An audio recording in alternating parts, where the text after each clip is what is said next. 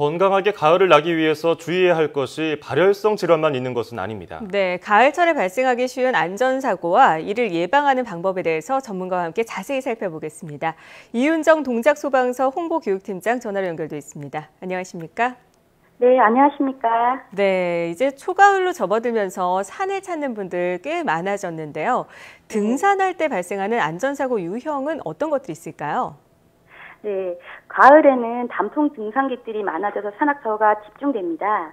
네, 이런 산악사고는 탈진, 경련, 현기증, 호흡곤란, 골절, 결단, 실종까지 유형이 다양한데요.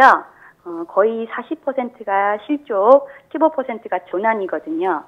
특히 상해 구조자 중 대다수가 발목 골절입니다. 예. 실족으로 골절이 되면은 산악 구조 특성상 그 일반 출동보다 훨씬 시간이 많이 소모돼서 구조 황금 시간을 놓칠 수가 있고요.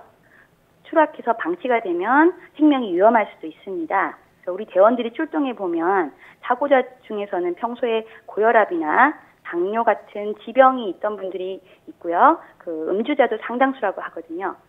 특히 산악 같은 고지대에서 만취를 하게 되면 맥박이나 혈압이 상승하고 그 돌발 상황에 대응이 잘 안 돼서 사고를 유발하게 되니까 등산 중에는 건강 체크에 각별히 주의하셔야겠습니다. 예. 아무래도 산에서 이 사고가 발생하면 접근성이 쉽지 않기 때문에 구급대원이 올 때까지 응급처치를 하는 게 중요하지 않겠습니까? 그렇다면 네. 등산하기 전에 꼭 준비해야 할 응급처치 용품은 뭐가 있을까요? 네. 그 압박붕대나 반창고, 그 지혈용품, 소독약, 소화제, 항히스타민제 같은 기본적인 이제 구급 키트를 준비하시면 좋습니다. 예. 그 산악사고 절반 이상이 그 실족이나 조난이니까 언제든지 119에 신고할 수 있도록 신고 어플도 설치해 놓고요. 그리고 배터리도 넉넉하게 충전해 가야 됩니다. 급격한 체력 소진을 대비해서 간단하게 간식 챙기는 것도 좋습니다. 네. 만약에 골절이 됐는데 이런 응급처치 키트를 준비하지 못했다고 해도 그 등산 방석이나 물통, 나뭇가지, 옷가지를 그 고정 부목으로 대응할 수 있으니까 처치하는 방법을 알아두시기 바랍니다. 네. 그리고 등산을 하다가 이 저체온증이 올 수도 있다고 해서 우려를 하는데요. 사실 산을 오르면 땀도 나고 더운데 이 저체온증이 생기는 이유가 뭘까요? 네, 그 아시다시피 그 사람의 체온은 그 36.5도를 항상 유지해야 되는데 그 35도 이하로 그 체온이 내려가서 신체 이상 징후가 나타나면 저체온증이라고 합니다. 특히 그 산에서는 고도나 풍속에 따라서 기온이 크게 떨어지게 됩니다. 이렇게 낮은 기온에서 보온되는 옷을 입고 있지 않을 때, 그리고 땀이나 물에 젖은 옷을 계속 입고 있을 때 저체온증에 걸리게 되는데요. 예. 그 물이 그 열 전도율이 높아서 체온이 빨리 떨어지게 합니다. 그리고 그 혈액순환하고 관련이 깊기 때문에 내분비계나 말초혈관 질환, 그 당뇨로 인한 저혈당, 동맥경화, 뇌손상, 뇌졸중, 그리고 또 심한 골절로 인한 쇼크도 그 저체온증을 유발하게 됩니다. 심할 경우에는 저체온증이 사망까지 이르게 할 수 있거든요. 예. 특히 알코올이 혈관을 확장시켜서 체온을 많이 뺐고요. 그리고 중추신경계를 교란해서 추위에 둔감해지게 만드니까 산행 중에 특히 음주를 절제하셔야겠습니다. 예, 네. 음주를 피해야겠고 통풍 잘 되는 옷을 입어야겠어요. 젖은 상태로 등산을 하지 않으려면. 그렇다면 네, 맞습니다. 저체온증이 일어났을 때 적절하게 할 수 있는 대처법은 뭐가 있을까요? 예, 저체온증 징후가 오한인데요. 팔, 다리가 심하게 떨리고 예. 피부가 창백해지면서 입술이 파래지는데 네. 이때 이제 심한 피로감을 느끼면서 말이 좀 어눌해지고 졸음도 오고 또 점점 근육이 강직되다가 의식이 희미해져 가는데요. 예.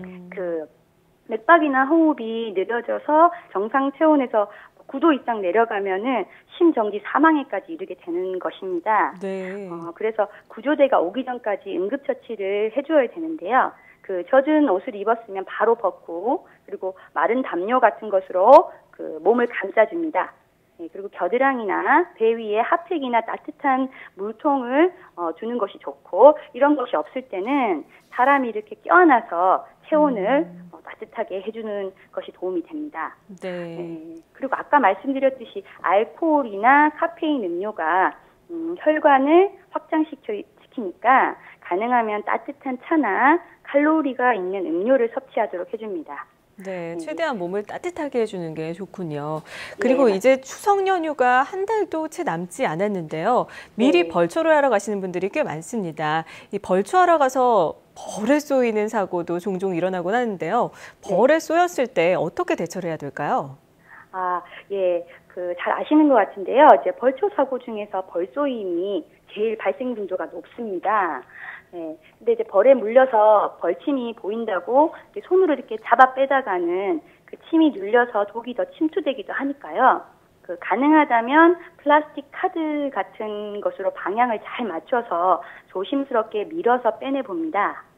그리고 벌에 물린 자리는 식염수나 이제 비눗물로 깨끗하게 씻어주고 소독해줘야 되는데, 예. 통증이 생기면 스테로이드 연고를 바르고 물린 부위를 좀 높게 해서 얼음물로 냉찜질을 해서 부기를 가라앉히는 응급처치를 해봅니다. 근데 만약에 통증과 부기가 계속 심해지고 구토나 어지러움, 심한 기침, 그리고 심한 두드러기가 생기게 되면 즉시 구급대 처치를 받아서 병원으로 이송해줘야 됩니다. 예. 급성 쇼크가 발생해서 기도가 부풀어 오르고 심하게 호흡 곤란이 올 수가 있어서입니다. 덤불지대에서 벌초 같은 야외 활동 장시간 하실 때는 말벌 전용 퇴치제나 해독 작용을 하는 항히스타민제를 지참하시기 바랍니다. 예. 뭐 일단은 물리지 않는 게 가장 좋은 거 아니겠습니까? 예방하는 네, 법 맞습니다. 간단하게 알려주셨는데 몇 가지 네. 더 좀 알 수 있을까요? 아, 예. 벌이 쏘이지 않는 것이 제일 좋죠. 예. 보통 일반적인 벌은 사람이 먼저 공격하지 않으면 덤비지 않는데 실수로 벌집을 건질 수가 있거든요. 그래서 땅속이나 덤불 근처에 벌집이 있는 말벌은 진동을 감지해서 예초기 같은 걸 가동했을 때 공격해 올 수가 있습니다. 그래서 예초기를 가동하기 전에는 미리 주변을 심히 살펴서 벌집 유무를 알아봐야 되고요. 벌한테 안 쏘이려면 산행할 때 냄새가 있는 화장품, 자극 있는 향수나 스프레이 사용을 좀 자제하고 주변에 과일 같은 단 음식을 내놓지 말아야 됩니다. 네. 그리고 화려한 옷도 벌이 이제 꽃으로 착각할 수 있으니까 피하고요. 벌이 있을 만한 꽃밭이나 가수원, 쓰레기장 근처에는 주의를 기울여서 오래 머무르지 않는 것이 좋습니다. 네.